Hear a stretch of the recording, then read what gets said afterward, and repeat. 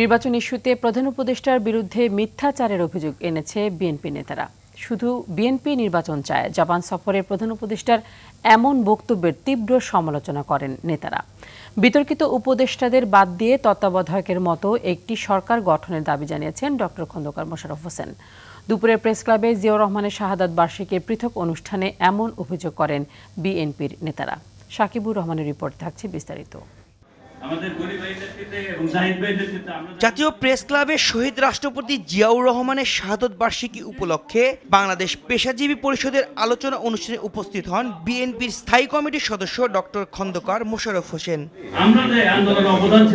তার বক্তব্যে তীব্র ভাষায় বর্তমান উপদেষ্টা পরিষদের কার্যকলাপ নিয়ে ক্ষোভ প্রকাশ করেন। প্রধান উপদেষ্টা বিএনপিকে নিয়ে মিথ্যাচার করছে বলেও অভিযোগ করেন তিনি। বিতর্কিত উপদেষ্টাদের পরিষদ থেকে বাদ দেওয়ার আহ্বান জানান বিএনপির এই নেতা। জাপানে গিয়ে যে বক্তব্য রেখেছেন এতে আমরা হতাশ, কেননা উনি বলেছেন একমাত্র নাকি বাংলাদেশে বিএনপি নির্বাচন চায়। আমি তো বলছি কে নির্বাচন চায় না? নির্বাচন তো সবাই চায়, কিন্তু আমরা বলেছি ডিসেম্বরের মধ্যে ইলেকশন হলে নির্বাচন কমিশনের সুবিধা, সরকারের সুবিধা, জনগণের সুবিধা। যারা বিতর্কিত উপদেষ্টা তাদেরকে বাতিল করে তত্ত্বাবধায়ক সরকারের আদলে ছোট্ট যদি পরিষদ করে উপদেষ্টা পরিষদ, তাহলে সেখানে মতামতের ছোট হইলে মতামত কম থাকে, তাদের পক্ষেই সেই নির্বাচনটা অনুষ্ঠান করা সুন্দর হবে।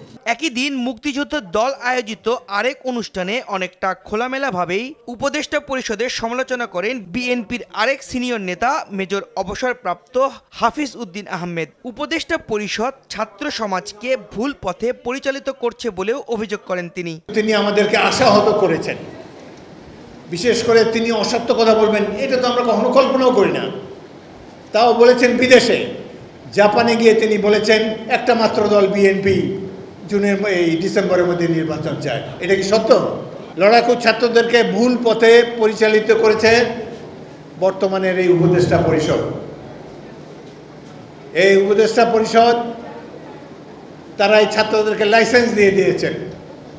দু তিনজন যারা উপদেষ্টা পরিষদে ছিল মন্ত্রীর মর্যাদায়, তাদের বিরুদ্ধেও দুর্নীতির অভিযোগ এসেছে। নির্বাচন নিয়ে দুর্বিসন্ধি না করে ডিসেম্বরের মধ্যে জাতীয় নির্বাচন দেওয়ার আহ্বান জানান অনুষ্ঠানে আগত বিএনপির অন্যান্য নেতারাও। সাকিবুর রহমান, RTV, ঢাকা।